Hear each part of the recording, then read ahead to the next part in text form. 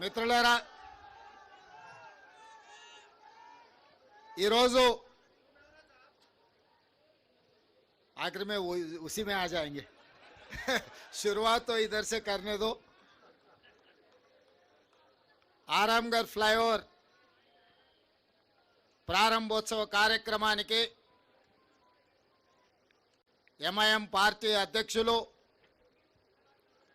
Hyderabad parliament సభ్యులు, మీ అభిమాన నాయకుడు అసదుద్దీన్ ఓవైసీ గారు, సహచర మంత్రివర్గ సభ్యులు దుద్దిల్ల శ్రీధర్ బాబు గారు, శాసనసభలో ఎంఐఎం పక్ష నాయకులు నా చిన్నప్పటి మిత్రుడు అక్బరుద్దీన్ ఓవైసీ గారు, హైదరాబాద్ నగర మేయర్ గద్వాల విజయలక్ష్మి గారు, అదేవిధంగా డిప్యూటీ మేయర్ గారు, శాసన మండలి సభ్యులు, శాసనసభ్యులు, హైదరాబాద్ నగర కార్పొరేటర్లు, కార్పొరేషన్ చైర్మన్లు, ముఖ్యంగా హైదరాబాద్ పార్లమెంట్ ప్రాంతం సంబంధించిన వేలాది మంది యువకులు ఈరోజు ఈ ఫ్లైఓవర్ ప్రారంభోత్సవ కార్యక్రమంలో పాల్గొని ప్రభుత్వం చేస్తున్న అభివృద్ధికి అండగా నిలబడ్డందుకు మీకు అందరికీ మనస్ఫూర్తిగా ధన్యవాదాలు. మిత్రులారా, 2005 నుంచి 2009 లోపల ఆనాడు డాక్టర్ వైఎస్ రాజశేఖర రెడ్డి గారు ముఖ్యమంత్రి ఉన్నప్పుడు 11.5 కిలోమీటర్ల మొత్తం ఉమ్మడి రాష్ట్రంలోనే అతిపెద్ద ఫ్లైఓవర్ పివి నరసింహారావు గారి ఫ్లైఓవర్ ఆనాడు మనం నిర్మించుకోవడం జరిగింది. మళ్ళీ ఈరోజు కాంగ్రెస్ పార్టీ అధికారంలోకి వచ్చిన తర్వాతనే 4 కిలోమీటర్లు పైగా రెండవ అతి పొడవైన ఫ్లైఓవర్ ఈరోజు జూ పార్క్ దగ్గర ఆరాంగర్ ఫ్లైఓవర్ని మనం నిర్మించుకొని మనకు మనమే పోటీ అని ఈరోజు నిరూపించుకోవడం జరిగింది. ఇవాళ హైదరాబాదు నగర అభివృద్ధి మన తెలంగాణ అభివృద్ధి.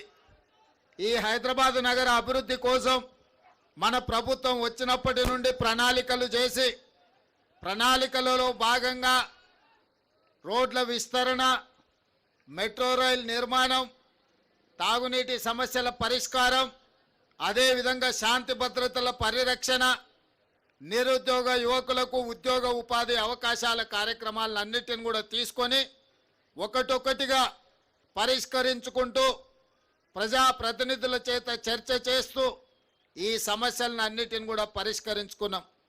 ఈరోజు ఈ ఫ్లైఓవర్ ప్రారంభోత్సవమే కాదు, చాంద్రాయణగుట్ట నియోజకవర్గానికి సంబంధించి సివరేజ్ ప్లాంట్స్ కోసం కూడా వందలాది కోట్ల రూపాయల నిధులు అక్బరుద్దీన్ ఓవైసీ గారు అడిగితే వాటి ప్రారంభోత్సవ కార్యక్రమాలను కూడా ఈరోజు మనము మొదలు పెట్టుకున్నాం. ఈరోజు చాలామంది నగర అభివృద్ధి గురించి ఎదురు చూస్తున్నారు. ఈ నగర అభివృద్ధిలో మెట్రో విస్తరించాల్సిన అవసరం ఉన్నది, గోదావరి జలాలను తీసుకురావాల్సిన అవసరం ఉన్నది, మూసీ నదిని పునరుజ్జీవింపజేయాల్సిన అవసరం ఉన్నది.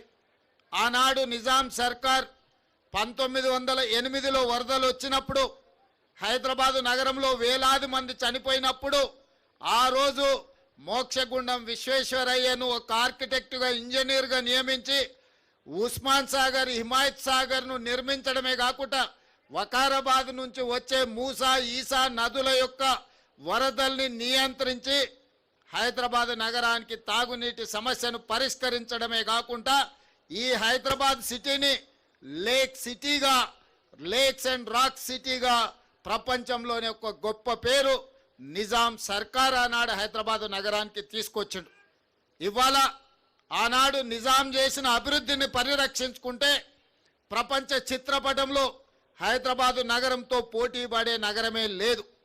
కానీ కాలక్రమేణా కబ్జాదారులు లేదా ఆక్రమించుకోవడం వల్ల హైదరాబాదు నగరం యొక్క సుందరీకరణ దెబ్బతింటున్నది.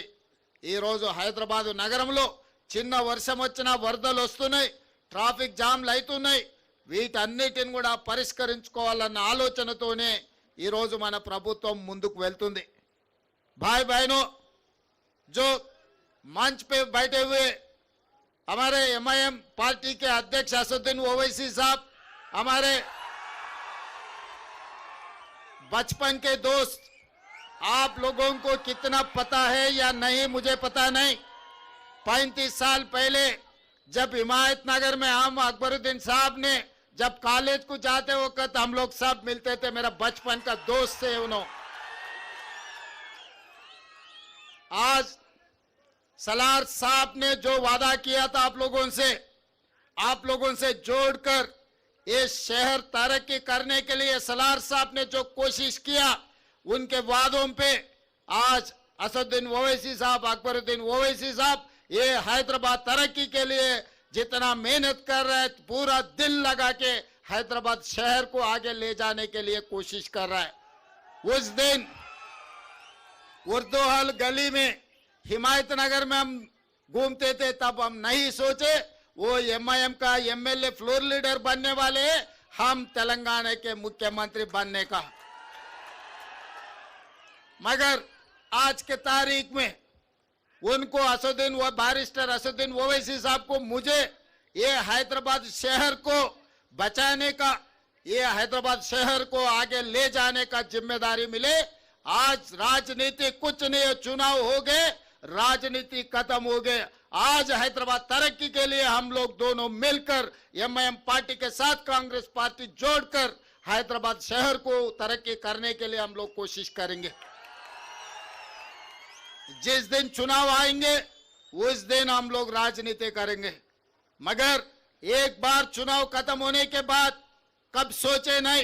आज मैं एक बात जिम्मेदारी से कहना चाहता हूं। आज सवेरे 12 बजे मेरा बात हुई नरेंद्र मोदी जी से। चरलपल्ली टर्मिनल स्टेशन का इनाग्रेशन था, जो में प्रधानमंत्री जी आए थे, तो मैं प्रधानमंत्री जी से गुजारिश किए, हमारा मेट्रो रेल जिस दिन कांग्रेस सरकार ने बनाया, हिंदुस्तान में दूसरे मेट्रो रेल था। मगर तेलंगाना बनने के बाद 10 साल पिछले सरकार ने कुछ कोशिश नहीं किए। आज 9th प्लेस में हम लोग आ गए। छोटे छोटे शहर भी हैदराबाद मेट्रो से भी बड़ा बड़ा हो गए। मैं वो बात याद दिलाया मोदी जी को। मोदी जी, आप प्रधानमंत्री बनकर 11 साल हो गए, मगर हमारे हैदराबाद में 1 किलोमीटर का भी मेट्रो रेल नहीं बनाया, जो खासकर गौलीगुड़ा, फलकनामा, चंद्रायन गुट्टा तक 7.5 किलोमीटर जो मेट्रो का था, एक कदम भी, एक ईंट भी नहीं लगाया। इसीलिए हम फेज 2 हैदराबाद मेट्रो के लिए केंद्र सरकार को हमारा रिप्रेजेंटेशन दिया हुआ है। आप कैबिनेट में मंजूर करो, क्योंकि दिल्ली के बाद दिल्ली के साथ साथ हैदराबाद शहर है। इसीलिए हैदराबाद शहर में मेट्रो का एक्सपेंशन करने का जिम्मेदारी तेलंगाना सरकार ने लिया। इनका जो भी परमिशन है केंद्र सरकार में है। मैं ये नहीं सोचा वो भारतीय जनता पार्टी का और मैं कांग्रेस का, ऐसा सोचे तो काम नहीं होने वाले हैं। जब काम लेना है तो बराबर हिस्सा मांग के लेंगे। वो हिस्सा हमारे हैं, हमारे हिस्सा हम लेकर रहेंगे। इसीलिए मैं मोदी जी से कहा, आप हमारे मेट्रो का परमिशन तुरंत दे दो। उसके अलावा मैं मोदी जी से पूछा, हमारे मूसी का भी आपके ने पेंडिंग है। आउटर रिंग रोड के साथ साथ आज हम लोग रीजनल रिंग रोड बना रहे। 370 किलोमीटर का रीजनल रिंग रोड हम बना रहे। वो रीजनल रिंग रोड आए तो तेलंगाना में इतना इन्वेस्टमेंट्स आ जाएंगे, तेलंगाना एकदम तरक्की आगे जाने वाले। जैसा दिल्ली, गुड़गांव, हरियाणा है, वो 2 मिलाए तो हैदराबाद शहर के सामने, तेलंगाना के सामने छोटे हो जाएंगे। इसीलिए आज ये जो तेलंगाना युवता को जो बेरोजगार है, जिसको नौकरी नहीं है, सबको नौकरी मिलना है, सब तरक्की करना है, तो रीजनल रिंग रोड भी बनाना है। रीजनल रिंग रोड के साथ रीजनल रिंग रेल भी हम मांगा था नरेंद्र मोदी जी से। इनके साथ साथ वकाराबाद, कोडंगल और कृष्णा रेलवे लाइन भी हम मांगे थे, कि क्योंकि आज मेट्रो, आज रेलवे का जो इनाग्रेशन हुआ, चरलापल्ली के बहुत सालों से वो पेंडिंग पड़ा हुआ था। मैं जब एमपी था तब भी पार्लियामेंट में मैं आवाज उठाए तो काम नहीं हो रहा था। मैं मुख्यमंत्री बनने के बाद उसका जो जो जरूरत है लैंड एक्विजिशन का काम था सब कुछ क्लियर कर दे के आज चरलपल्ली रेलवे स्टेशन एक बड़ा रेलवे स्टेशन हम बना लिए। तो इसीलिए अगर हैदराबाद और तेलंगाना राज्य का तरक्की के लिए मोदी जी से लड़ना है तो मोदी जी से लड़ूंगा, असदुद्दीन ओवैसी साहब से मिलना है तो असदुद्दीन ओवैसी साहब से मिलकर हैदराबाद शहर को तरक्की करने में मैं कोशिश करूंगा। और अभी मेरे सामने बहुत सारे बड़े साहब छोटे साहब दोनों ने एक बड़ा चिट्ठी बना है। ये बड़ा चिट्ठी याद रखना मुश्किल है क्योंकि मैं पंडित नहीं है। हमारा पंडित जी आ गए, हमारा पंडित जी पूरा लिख लिए। आज मैं ये बात साफ कहना चाहता हूँ, जब अय्या मियाँ हो गए एक हो गए तो हम क्या बोलने का है। अय्या मियाँ तो बोल दिया, अय्या तो लिख लिए। अय्या का मतलब पंडित है, आपको तो पता है ना। तो इसीलिए असद साहब ने बोल दिए, श्रीधर बाबू जी ने लिख लिए।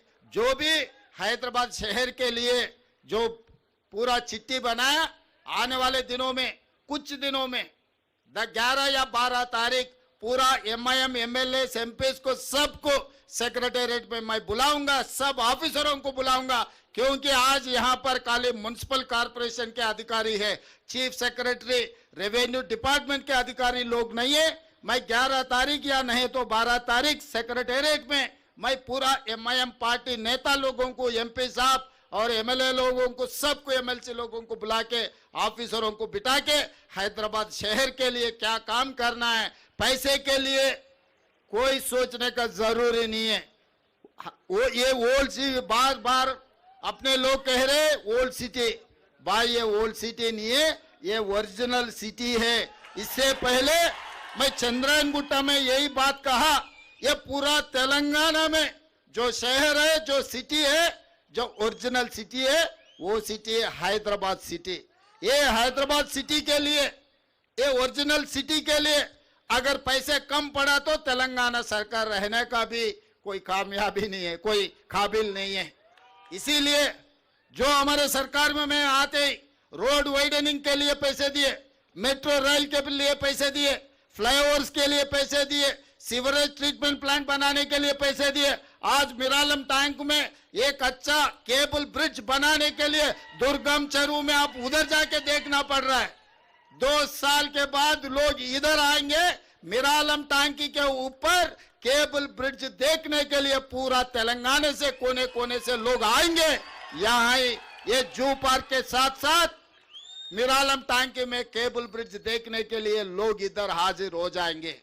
तो इसीलिए अंडरग्राउंड ड्रेनेज के लिए, पीने के पानी के लिए, वैसे ही जो चारमीनार पेडेस्ट्रियल के जो प्रोजेक्ट है अकबर साहब ने कहा, वो प्रोजेक्ट के लिए जो भी आप कह दिए हर चीज के लिए पैसे तैयार है।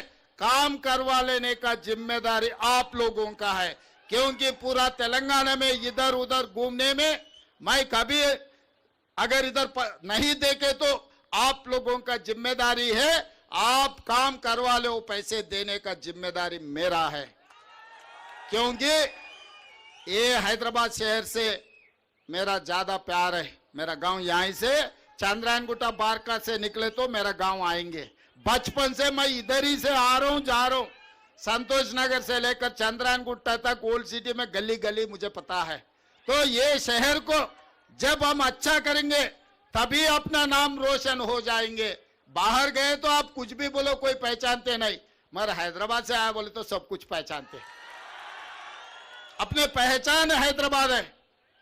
जब अपने पहचान के लिए पैसे कम पड़ा तो ये सरकार ठीक से काम नहीं किया जैसा हो जाएंगे। इसीलिए इसमें जो भी जरूरत है हम इंटरनेशनल कंसल्टेंट को अपॉइंट किए इस पूरे कामों के लिए। कंसल्टेंट के साथ साथ अपने MIM MLAs और नेता लोगों को बिठाऊंगा हैदराबाद के लिए। एजुकेशनल इंस्टीट्यूट वो ITI हो, अकबर असद साहब ने कह रहा था साहब हमारे लिए एक इंजीनियरिंग कॉलेज, बस जरूर जब जरूरत पड़े तो मैं एजुकेशनल डिपार्टमेंट को बोलूंगा, टेक्निकल एजुकेशन डिपार्टमेंट को जरूर हम इंजीनियरिंग कॉलेज देने के लिए कोशिश करेंगे। और आगे जूनियर कॉलेज, डिग्री कॉलेज के बारे में चंद्रयान गुट्टा में शुरू करने के लिए अकबर साहब ने कहा हम एजुकेशनल इंस्टीट्यूट में इंस्टीट्यूट से देने के लिए हम पीछे हटने वाले नहीं है। जो जो जरूरत है जरूर वो काम हम लोग करेंगे। बात कर सकते हाँ। और उस्मानिया दवाखाना निजाम सरकार ने अपने लिए उस्मानिया दवाखाना बना के दिए।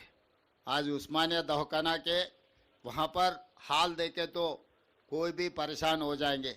इसीलिए असदुद्दीन ओवैसी साहब ने जो कहा आने वाले एक हफ्ता में जो गोशामहल स्टेडियम में जो है उस्मानिया अस्पताल का हम लोग फाउंडेशन स्टोन डालेंगे, तुरंत उस्मानिया हॉस्पिटल बनाने का जिम्मेदारी भी तेलंगाना सरकार ने उठाएंगे। और जो भी जितने भी बोले हम अधिकारियों को भी बोल दिए लिखने के लिए। और आगे 11 तारीख या 12 तारीख में सेक्रेटेरिएट में बुला के साहब लोग ने जो जो कहा हैदराबाद शहर के लिए सब कुछ मंजूर करवा देंगे। और आखिरी में एक ही बात, जो फ्लाईओवर है एयरपोर्ट को जाने के लिए वो फ्लाईओवर का नाम पीवी नरसिंह राव का फ्लाईओवर है। ये भी फ्लाईओवर सीधा एयरपोर्ट को जा रहे। परसों जो शहीद हुए जो डॉक्टर मनमोहन सिंह जी का नाम ये फ्लाईओवर के लिए हम रख देंगे।